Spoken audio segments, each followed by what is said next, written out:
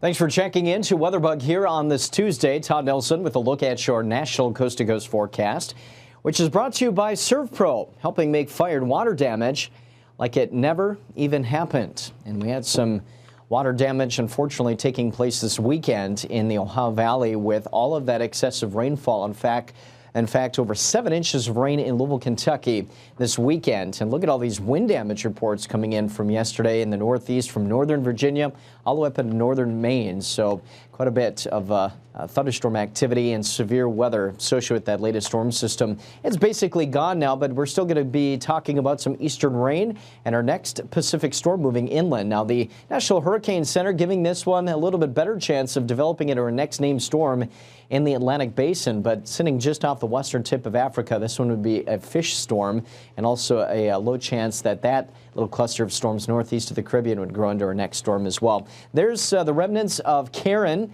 and this is going to be growing into a coastal storm here, mainly bringing some heavier rainfall to the mid-Atlantic region over the next couple to few days, even bringing some scattered rain showers late this week to the northeast. 5-day precipitation tallies, though, on the order of 2 to nearly 4 inches of rain. The midsection of the country, a little warm and windy. Fire danger threat is elevated, but this is the wind threat today. Upwards of 20 to 30 mile per hour winds ahead of this developing Pacific storm, which is barreling inland, and it will be shifting east. So we do expect to see some shower and thunderstorm activity. In fact, on Thursday, a slight risk of severe weather, and that 5-day precipitation forecast suggesting that, again, we will have bouts of some heavier rain. Out ahead of that, it will be warming up. In fact, today across the midsection of the nation, getting into the 70s and 80s from the Twin Cities all the way down to Houston. Denver today at 82, and Seattle looking much cooler with that Pacific storm moving inland.